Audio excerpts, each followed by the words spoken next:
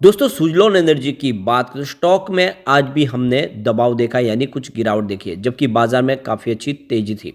तो इसके पीछे वजह है कि स्टॉक इस समय स्टेज 4 में है एएसएम लिस्ट के, जिसकी वजह से यहाँ पे इंट्राडे ट्रेडिंग बिल्कुल बंद है। सिर्फ आपको उसको डिलीवरी बेस ही काम इसमें कर सकते हैं और ऐसे में बहुत सारे जो इन्वेस्टर हैं जो ट्रेडिंग करते हैं वो यहाँ पे निवेश नहीं करते, जिनकी वजह से बहुत तेज़ी से प्राइस बढ़ती है वॉल्यूम की वजह से। वैसा यहाँ पे पॉसिबल नहीं है और ऐसे में थोड़ा सा ठहराव सा आ गया है, काफ़ी बड़ी तेज़ी भी बन गई है। ऐसे में कुछ बड़े इन्वेस्टर प्रॉफिट बुकिंग भी कर रहे हैं।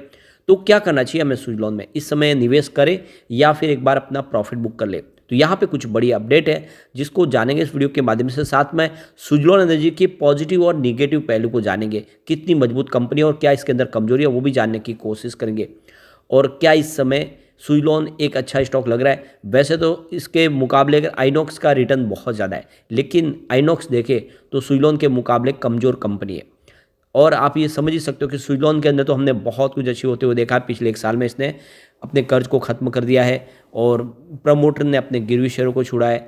तो इसी वजह से लग रहा है कि सुजलॉन आने वाले समय शानदार प्रदर्शन करेगा। लेकिन फ्रेंड उससे पहले अगर आप पहली बार हमारे चैनल पे आए तो चैनल को सब्सक्राइब कर दीजिए, एक बेल आइकॉन दबा दीजिए ताकि जब भी नया वीडियो बने पहला नोटिफिकेशन आपको मिले। वीडियो पसंद आए तो लाइक से जरूर कीजिए। चलो फ्रेंड्स वीडियो स्टार्ट करते हैं। मैं हूँ आपका दोस्त एस बी दवे और हमारे अपने चैनल ऑनलाइन कमाई में आपका बहुत बहुत स्वागत है। तो सबसे पहले अगर हम बीएसई सेंसेक्स की बात कर ले तो आज 71,336 के स्तर पर क्लोजिंग है, जहां पे 229 के पॉइंट की तेजी थी, यानी 0.32% अप पर क्लोजिंग दिया बाजार है। तो बाजार में माहौल ठीक है और निफ्टी एनर्जी ने बहुत ही शानदार किया है, यानी बाजार के मुकाबले में देखो निफ्टी एनर्जी आज ज़बरदस्त दौड़ा है। 33,246 के स्तर पे 436 पॉइंट की बम्पर तेजी थी, यानी 1.33% दौड़ा निफ्टी एनर्जी। उसके बावजूद भी सुजलॉन के स्टॉक में हमने गिरावट देखी है। अब यहाँ पे देख सकते हो कि स्टॉक की शुरुआत हुई बिल्कुल फ्लैट 37.25 पर, जो फ्राइडे की क्लोजिंग थी।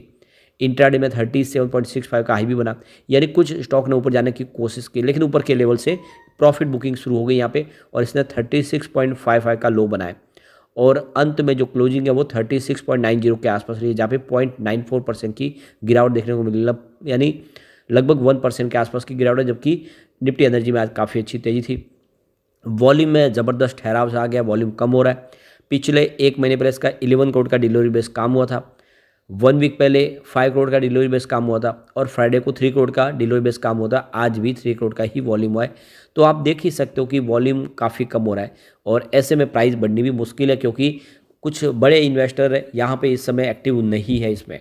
अब इसकी परफॉर्मेंस से अगर आप देखें तो 18 दिसंबर को स्टॉक 37.85 के आसपास था, जहाँ पे 1.8% की गिरावट हुई। 19 दिसंबर की बात करें तो 37.50 के आसपास स्टॉक आया, जहाँ पे 0.9% की फिर से गिरावट हुई। और 20 दिसंबर को जब बाजार में भारी भरकम गिरावट हुई तो इसमें लोअर सर्किट लगा और ये 35.65 के आसपास है। लेकिन 21 दिसंबर को बड़ी गिरावट के बाद में इसमें शानदार हमने फिर से बाउंस बैक देखा। स्टॉक 37.10 के आसपास आए 4.1% की तेजी के साथ में। और 22 दिसंबर की बात करें तो स्टॉक की क्लोजिंग 37.25 के आसपास, जहाँ पे 0.4% की तेजी बनी। तो इस हिसाब से देख रहा है कि फिलहाल ये 35 का एक मजबूत सपोर्ट बनाने की तैयारी कर रहा है। 35 के आसपास स्टॉक मजबूत लग रहा है। यहाँ से एक बाउंस बैक आ गया तो स्टॉक फिर से 40 को क्रॉस कर सकता है, लेकिन अगर आप 35 से नीचे जाएगा तो फिर 30 तक जाने की भी इसमें संभावना बन जाती है। अब यहाँ पे इसके प्रदर्शन को देखो, इसने ऑलरेडी जबरदस्त रिटर्न तो दिया ही है। पिछले एक साल में इसने 270% का बम्पर रिटर्न दिया है लोगों को। 6 मंथ के हिसाब से भी देखें तो इसने 171% का शानदार रिटर्न दिया है और 3 मंथ के हिसाब से 47% की तेजी बने। ओवरऑल रिटर्न अच्छा है, लेकिन पिछले 1-1.5 महीने से अगर आप देखें तो स्टॉक में तेजी बननी रुकी है। तो यहाँ पे अदानी पावर और सुजलॉन एनर्जी एएसएम लिस्ट के स्टेज 4 में, और ये देख सकते हो कि स्टेज 4 में आने की वजह से वॉल्यूम में ठहराव सा आ गया है और लोग भी विचार करते हैं कि ये स्टेज 4 में कैसे निवेश करें। तो अभी फ़िलहाल देख सकते हो कि रणनीति वही है, अभी वेट एंड वॉच किया जा रहा है एक्सचेंज की तरफ से, इस वजह से इसके स्टेज में कोई बदलाव नहीं किया गया है। बाकी काफ़ी समय से देखें तो यहाँ पे लोअर सर्किट अपर सर्किट का दौर भी खत्म हो चुका है, वॉल्यूम भी कम हुआ है, तो इसको एएसएम लिस्ट से बाहर करना चाहिए, कम से कम इसको स्टेज घटाना चाहिए, लेकिन अभी तक ऐसा किया नहीं है। हो सकता है आने वाले 2-3 ट्रेडिंग सेशन में यानी नए साल में यह इसका स्टेज थोड़ा सा नीचे आए और फिर इस एएसएम लिस्ट से वो बाहर भी आ सकता है। आइनॉक्स विंड एनर्जी जो विंड एनर्जी के सेक्टर की कंपनी है और इसने भी ज़बरदस्त रिटर्न दिया है। सुजलॉन के मुकाबले में इसका रिटर्न ज़्यादा रहा है, ये भी फिलहाल स्टेज 4 में ही है। तो जो ज़्यादा स्टॉक दौड़े वो सारे स्टेज 4 में है। आने वाले समय यहाँ पे संभावना पॉजिटिव बनेगी।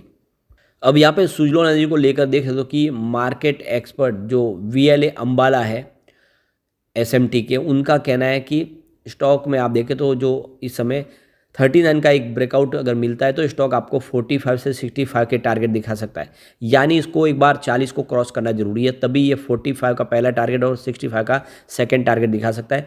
अगर ऐसा नहीं होता तो फिर इसमें गिरावट की संभावना बनेगी और 30 तक स्टॉक जा सकता है। वैसे यहाँ पे जो सबसे अच्छी खबर है कि सरकार ने एफडीआई में 100% की छूट दे दी है, तो रिन्यूएबल एनर्जी सेक्टर में जो एफडीआई के माध्यम से 100% इन्वेस्टमेंट आ सकता है, तो ग्रीन एनर्जी सेक्टर करीब $6.1 बिलियन का निवेश ला सकता है। तो जैसे सरकार ने अपना गोल सेट किया, ग्रीन हाइड्रोजन मिशन लॉन्च भी किया है, 2030 तक 500 गीगावाट की कैपेसिटी को पाना है ग्रीन एनर्जी के माध्यम से, तो एफडीआई के माध्यम से निवेश आ सकता है। और अगर इन्वेस्टमेंट आएगा तो उसका फ़ायदा सुजलॉन को भी होगा, क्योंकि सुजलॉन विंड एनर्जी सेक्टर की सबसे बड़ी कंपनी है और सरकार भी अब विंड एनर्जी के टेंडर जारी करने जा रही है। ऐसे में सुजलॉन वो टेंडर पा सकते हैं। दूसरी तरफ देखें तो जो पुरानी विंड टर्बाइन को वापस उसको बदलने के लिए या फिर उसको रिपेयरिंग करने के लिए भी सरकार ने अब प्रक्रिया शुरू कर दी है, तो सुजलॉन को उसका फ़ायदा भी होगा, क्योंकि सुजलॉन के हाथों से ही बहुत सारी टर्बाइन पहले इंस्टॉल की गई है। इसके अलावा अभी देखें तो जनवरी की शुरुआत में ही एएमएफआई की जो लिस्ट है उसमें बदलाव होगा। फिलहाल सुजलॉन एनर्जी जो स्मॉल कैप कंपनी है वो मिड कैप में शामिल होगी, और मिड कैप में शामिल होने का मतलब यह है कि बहुत सारे जो बड़े फंड हाउस जो म्यूचुअल फंड्स है वो सिर्फ मिड कैप में निवेश करते हैं, उनका इन्वेस्टमेंट आना शुरू हो जाएगा। यानी नया निवेश आएगा जनवरी के पहले सप्ताह से, यानी वहाँ से इसकी तेज़ी की संभावना बन सकती है। तो ऐसे में अब आपके पास ये मौका है कि 35 से लेकर 30 के बीच में डिप में खरीदारी करें। आने वाले समय यहाँ पे फिर से एक शानदार तेजी के लिए स्टॉक तैयार हो रहा है।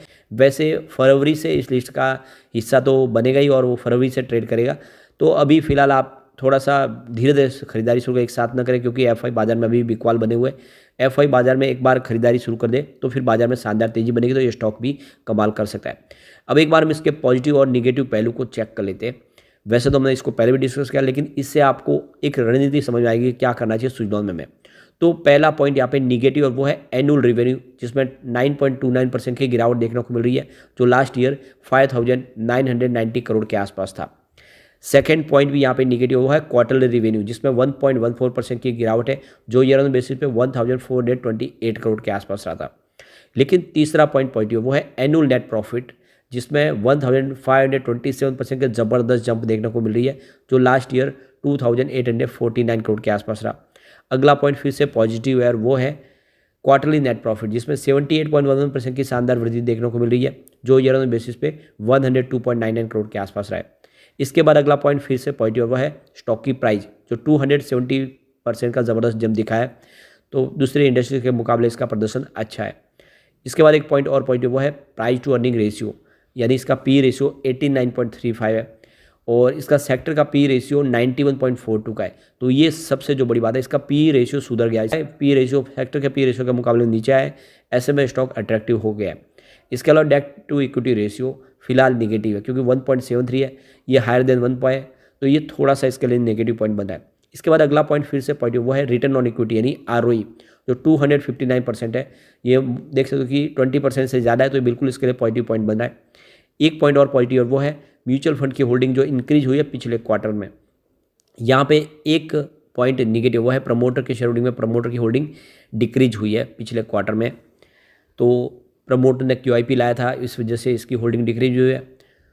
उससे QIP के माध्यम से अपने सारे कर्ज को चुकाए, तो एक तरह से ये एक पॉजिटिव पॉइंट गिना जाएगा। इसके अगला पॉइंट इंटरेस्ट कवरेज रेशियो जो 2.02 है, ये हायर देन 1.5, तो ये भी इसके लिए एक पॉजिटिव पॉइंट है, यानी अपनी जो भी बकाया इंटरेस्ट पेमेंट है वो आराम से चुका सकते हैं, उसमें कोई चिंता की बात नहीं है। एक और पॉइंट पॉजिटिव वो है प्रमोटर के जो शेयर है वो जीरो गिरवी है, किसी प्रकार का कोई गिरवी नहीं है। तो कुल मिला के यहाँ पे पॉजिटिव पॉइंट ज़्यादा है, आप देख ही सकते हो कि करीब आपको यहाँ पे 8 पॉजिटिव पॉइंट दिखाई देंगे। बात करें निगेटिव पॉइंट की तो मात्र 4 है। इसका मतलब जो पलड़ा भारी है वो पॉजिटिव पॉइंट का है, यानी सेहत मजबूत है सुजलॉन की। आने वाले समय सुजलॉन आपको ज़बरदस्त रिटर्न दे सकता है अगर आप इसको लॉन्ग टर्म के लिए होल्ड करते तो। लेकिन फ्रेंड, कोई भी इन्वेस्टमेंट करने से पहले अपने फाइनेंशियल एडवाइजर से बड़े ले ले या अपना खुद का रिसर्च करें, क्योंकि मैंने वीडियो आपके एजुकेशनल पर्पज़ के लिए ही बनाया। वीडियो पसंद आए तो लाइक शेयर जरूर कीजिए और चैनल को सब्सक्राइब कर दीजिए। Thank you.